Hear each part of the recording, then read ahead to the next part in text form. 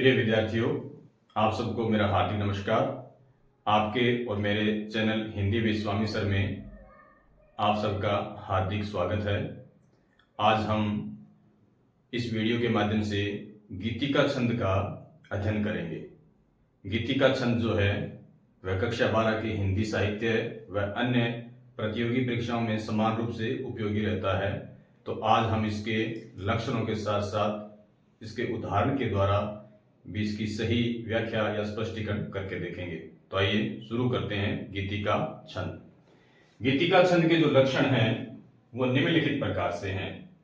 हमें इसमें 3-4 चीजें जो जाननी चाहिए वही जानते हैं और उन्हीं के अनुसार ही इसके लक्षण लिख दिए जाएंगे।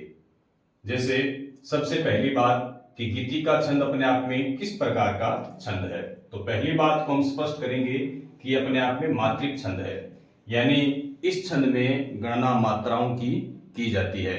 मात्रा के आधार पर यह छंद देखा जाता है। तो ये मात्रिक छंद है। मात्रिक छंद में इसके सभी चरणों में समान मात्राएं होती हैं, इसलिए ये अपने आप में सममात्रिक छंद है। तो ये एक बात कि अपने आप में मात्रिक छंद है और मात्रिक छंद में सममात्रिक छंद है। दूसरी बात कि गीतिका छंद में 4 चरण होते हैं। लगभग छंदों में 4 चरण ही पाए जाते हैं।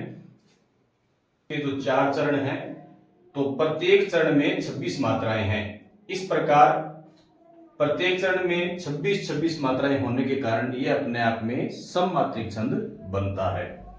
उसके पश्चात हम देखते हैं कि प्रत्येक चरण में ठहराव कहाँ होता है। जो हल्का सा ठहराव होता है वह अपने आप में यति कहलाता है। तो गीतिका छंद के प्रत्येक चरण में क्रमशः 14 और 12 मात्राओं पर यति होती है।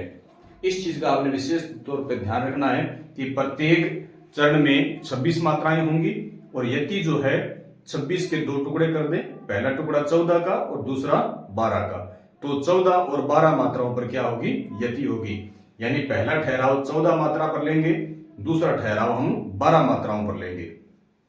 उसके पश्चात देखिए प्रत्येक चरण के अंत में, यानी चारों चरण हैं, तो चारों चरणों में से प्रत्येक चरण के अंत में ये एक निश्चित बात ध्यान में रखें कि अंतिम जो मात्रा होगी वो गुरु होगी और अंतिम मात्रा से पहले वाली जो मात्रा होगी वो हमेशा लघु होगी। यानी मात्राओं की गणना करेंगे तो प्रत्येक चरण के अंत में इस प्रकार से निशान आएंगे, यानी गुरु मात्रा और गुरु मात्रा से पहले लघु मात्रा ये आनी ही चाहिए। जब ये आती हैं तभी ये अपने आप में गीतिका छंद का पूर्णतः निर्माण करती हैं। तो आइए अपने इन लक्षणों को गीतिका छंद के उदाहरण के माध्यम से स्पष्ट करते हैं। मैंने ये गीतिका छंद का एक उदाहरण लिखा है। तो आइए अब अपने गीतिका छंद को इस उदाहरण के माध्यम से स्पष्ट करते हैं। इसमें देखिए सबसे पहली बात तो ये इसमें 4 चरण हैं। ये इसका प्रथम, ये दूसरा, ये तीसरा और ये चौथा। तो अपनी एक बात सही होगी कि इसमें 4 चरण होते हैं। ठीक है। दूसरी बात ये थी कि प्रत्येक चरण में 26 मात्राएं होती हैं। तो हम पहले इसकी मात्रा की गणना करते हैं कि इसमें वास्तव में 26 मात्राएं हैं या नहीं है। देखिए हे तो अपने आप में 2 मात्राएं, 1 मात्रा, 2 मात्रा, 2 मात्रा, 2, 1, 2, 2, फिर यहां पर 2, 1, 1, 1, 2, 2, 1, 2। अब इनकी गणना करके देखते हैं। 2, 3, 2, 5, 7, 9, 10, 12, 14। यहां तक कितनी हो गई? 14। इस जगह तक, यहां तक 2, 3, 4, 5, 7, 9, 10, 2, 12। यहां तक कितनी होगी अपने पास में? 12। तो ये अपने आप में हम देख सकते हैं कि प्रत्येक चरण में 26 मात्राएं आती हैं। तो दूसरी बात अपनी क्लियर हो रही है कि प्रत्येक चरण में 26 मात्राएं होती हैं। तो गीतिका छंद के प्रत्येक चरण में 26 मात्राएं हैं। अब प्रत्येक चरण में 26 मात्राएं हैं और 4 चरण हैं।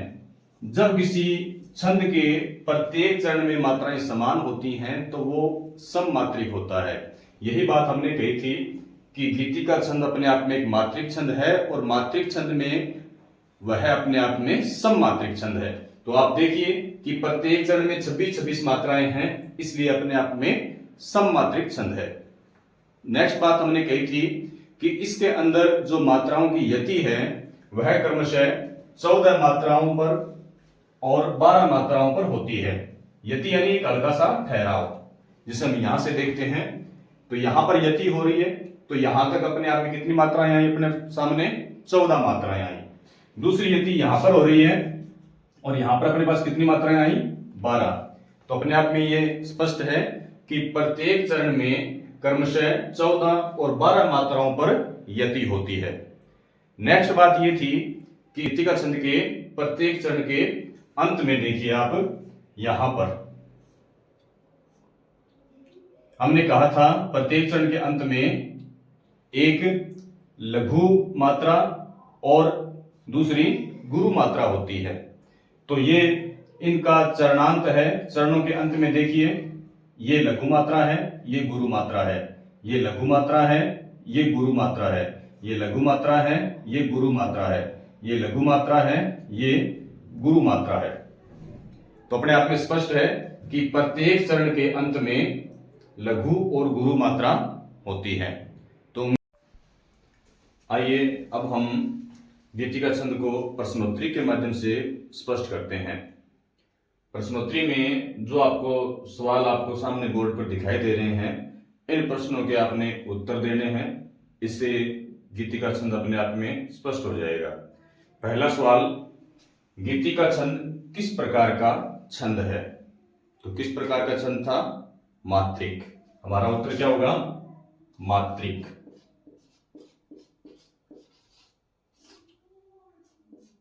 दूसरा सवाल हमारा, गीति का छंद अगर मात्रिक छंद है तो गीति का छंद किस प्रकार का मात्रिक छंद है?